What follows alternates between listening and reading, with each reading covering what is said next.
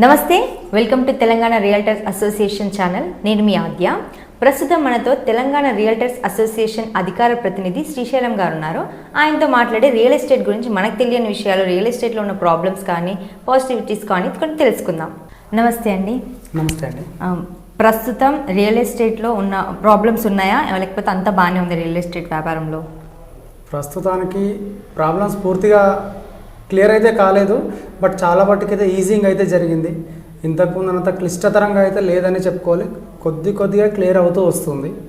ఒక వేలో క్లియర్ అవుతూ వస్తుంది, మరో వేలో ఇంకాస్త క్లిష్టతరం అవుతుందని కూడా చెప్పవచ్చు.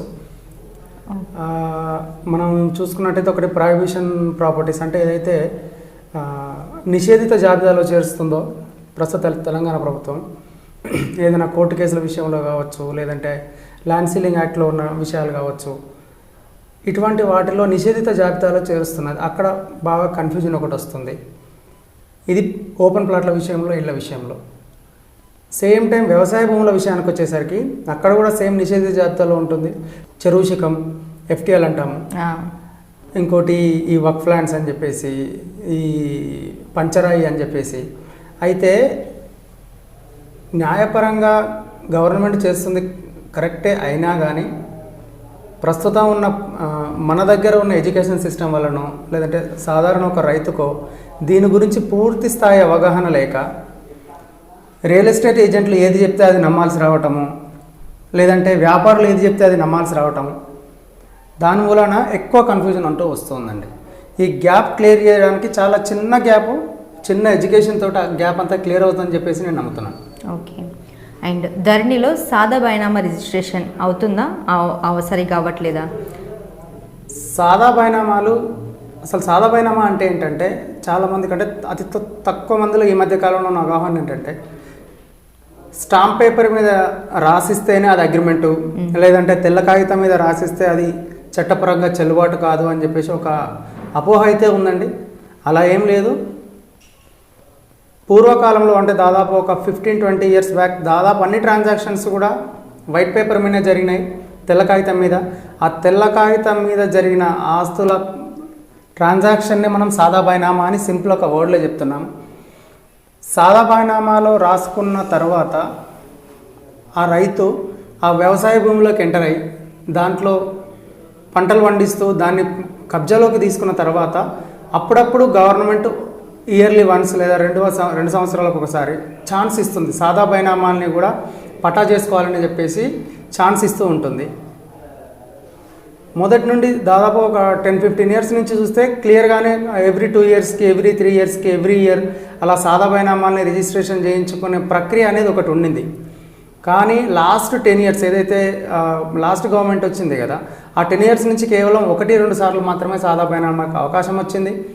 ఆ అవకాశాన్ని పూర్తిగా వినియోగించుకోలేకపోయిన రైతులు ఎవరైతే ఉన్నారో వాళ్ళలో కొంత అభద్రత అనేది ఇప్పుడు నెలకొంది. 10 సంవత్సరాల నుంచి టెక్నాలజీ అనేది చాలా మారింది. భూములపైన హక్కులు, న్యాయపరమైన చిక్కులు కొద్దిగా పెరుగుతూ వస్తున్న తరుణంలో వాళ్ళు రిజిస్ట్రేషన్ చేయించుకోవాలని ఇప్పుడు వాళ్ళకు అవగాహనకు వచ్చినా కానీ అవకాశం లేకపోవటం మూలాన అది తెల్ల పేపర్ మీదనే ఉంటుంది. పటాదారు పాస్ పుస్తకాలు వాళ్ళకు అమ్మిన రైతులు, పాత రైతులు ఎవరైతే ఉన్నారో వాళ్ళ పేరు మీద హక్కులు చూపించడము, వాళ్ళ పేరు మీద ఇంకా కూడా వాళ్ళ పేరు మీద రావటం, లేదైతే రైతు బంధాన్ని ఇప్పుడు రీసెంట్గా గవర్నమెంట్ ఇస్తున్న ప్రతిఫలాలు ఏదైతే ఉన్నాయో పాత పేర్లపైన చూపించడము. వీళ్ళు కేవలం ఆ భూమిపైనే ఉన్నారు, కానీ వాళ్ళకైతే ఎటువంటి రాతపూర్వకంగానో లేకుంటే గవర్నమెంట్ పట్టారూపకంగానో ఎటువంటి హక్కులు లేనట్టుగానే చెప్పవచ్చు. అలాగే ఇప్పుడు ధరణిలో సాదా బైనామా గురించి మాట్లాడాం కదా, కబ్జాదారు కాలం కూడా చేస్తున్నారా, మరి చేర్పిస్తున్నారా, అంటే యాడ్ చేస్తున్నారా రిజిస్ట్రేషన్? ఎస్, ఈ సాదా బైనామాలకి కబ్జాదారు కాలంకి దాదాపుగా అవినాభావ సంబంధం అనే చెప్పవచ్చు.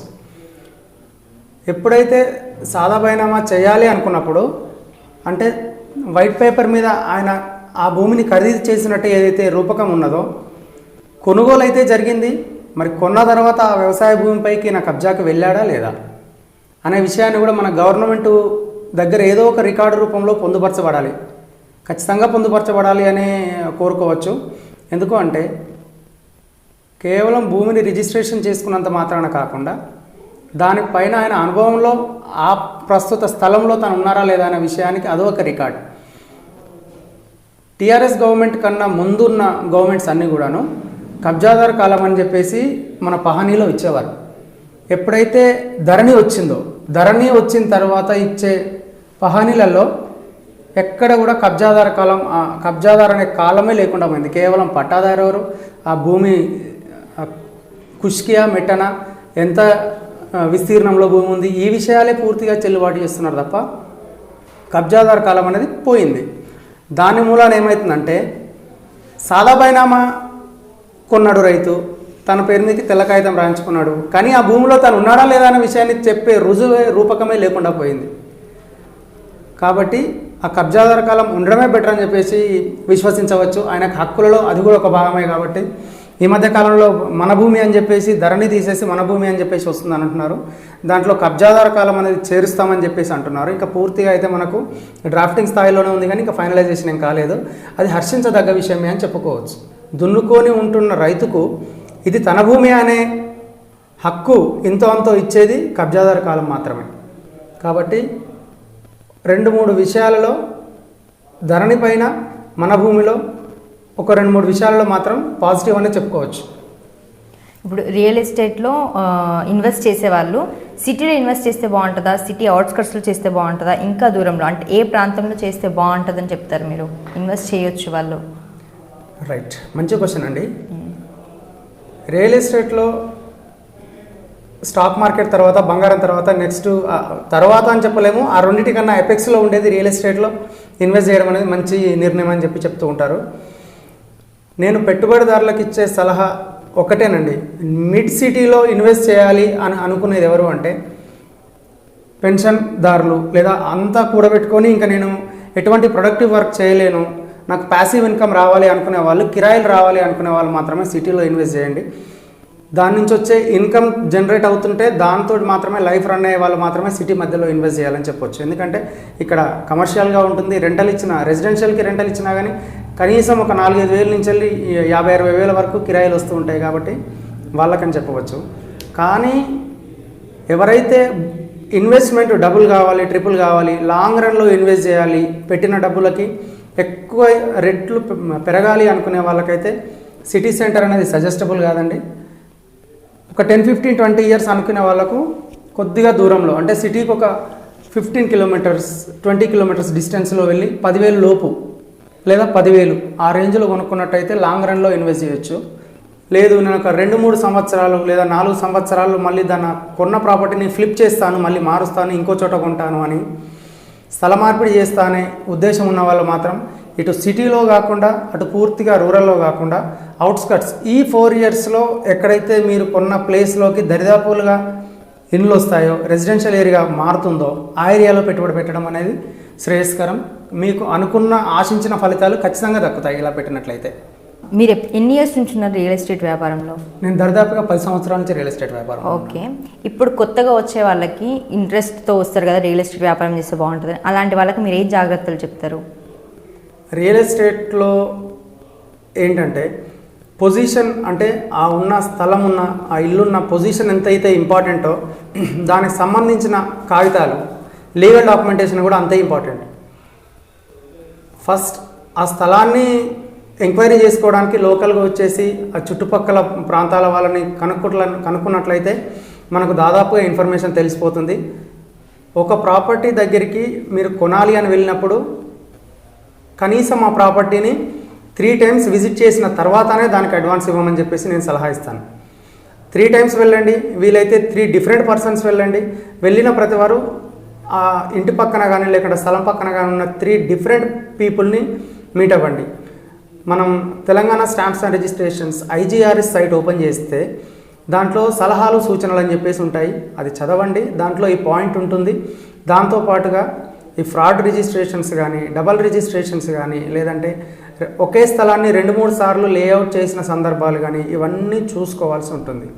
ఇదొక భాగం అయితే ఆ ఏరియాలో మీరు చూస్తున్న పర్టిక్యులర్ ల్యాండ్ ఏ సర్వే నెంబర్లో అయితే ఉందో ఆ సర్వే నెంబర్ పైన కానీ, లేకుంటే ఆ పర్టిక్యులర్ ప్లాట్ పైన కానీ, ఆ పర్టిక్యులర్ ఇంటి పైన కానీ ఏమైనా లీగల్ లిటిగేషన్స్ ఉన్నాయని తెలుసుకోవడం ముఖ్యమైన చర్య అండి.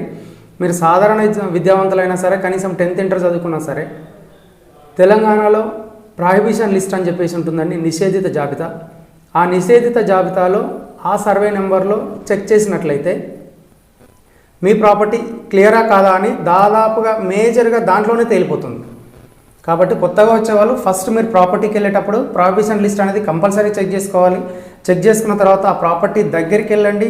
1, 2, 3 సార్లు వెళ్ళండి, 1, 2, 3 వెళ్ళండి డిఫరెంట్ టైమ్స్లో. పూర్తిగా మీరు ఇది క్లియర్ అని తెలుసుకున్న తర్వాత మాత్రమే అడ్వాన్సులు కట్టండి. ఒక్కసారి అడ్వాన్స్ కడితే మళ్ళీ రిటర్న్ వస్తాయనే గ్యారంటీ లేదు. కట్టించుకున్న పర్సన్కి కూడా తనకు వేరు కమిట్మెంట్స్ ఉంటాయి కాబట్టి పూర్తిగా కన్ఫ్యూజన్లోకి వెళ్ళే అవకాశం ఉంటుంది. ఏది చేసినా అడ్వాన్స్ కట్టే ముందే క్లియర్గా ఉండమని చెప్పేసి సలహా ఇస్తాను. ఖచ్చితంగా సక్సెస్ వస్తుందండి. రియల్ ఎస్టేట్ అనేది మంచి ఎదుగుతున్న రంగం, ఎప్పటికీ కూడా ఎదుగుతూనే ఉంటుంది, ఎప్పుడు కూడా పడిపోయే ఛాన్సే లేదు.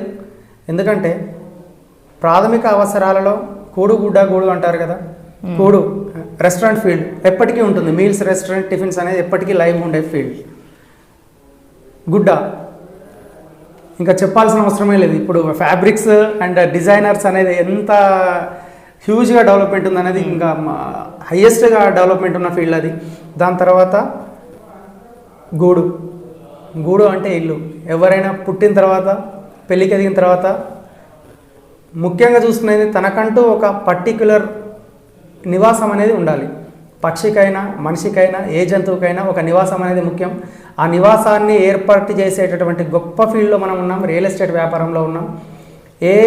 ఏ పర్సన్కి, ఏ కస్టమర్కి ఏది ఎలా కావాలి అని డిసైడ్ చేసి వాళ్ళ చూస్ చేసుకున్నది రైట్ ఆర్ రాంగ్ అని డిసైడ్ చేసేంత కెపాసిటీ ఉన్న పర్సన్ ఎవరు అంటే real estate agent, real estate వ్యాపారి. కాబట్టి వాళ్ళకు మనం ఒక గూడునిస్తున్నాం. కూడు గుడ్డ తర్వాత అతి ముఖ్యమైన ప్రాథమిక అవసరాన్ని మనం తీరుస్తున్నాం. ఇది ఎప్పటికీ లైవ్గా ఉంటుంది, జనాలు పుడుతూనే ఉంటారు, పెళ్ళిళ్ళు అవుతూనే ఉంటాయి, వాళ్ళకి కూడా అవసరం వస్తూనే ఉంటుంది, మనం గూడు ఇప్పిస్తూనే ఉంటాం, ఇంకా వృద్ధులకు వస్తూనే ఉంటాం. ఇది చాలా ఖచ్చితమైన విషయం, అందరూ కూడా ఈజీగా అవగాహన చేసుకునే విషయం. రండి, రియల్ ఎస్టేట్ ఫీల్డ్ అనేది అద్భుతంగా ఉంటుంది. కాస్త జాగ్రత్తగా, కాస్త ఓపికగా చేసుకుంటే ఎక్సలెంట్ ఫ్యూచర్, బ్రైట్ ఫ్యూచర్ ఉంటుందండి. Thank you so much sir, చాలా వాల్యుబుల్ ఇన్ఫర్మేషన్ ఇచ్చారు.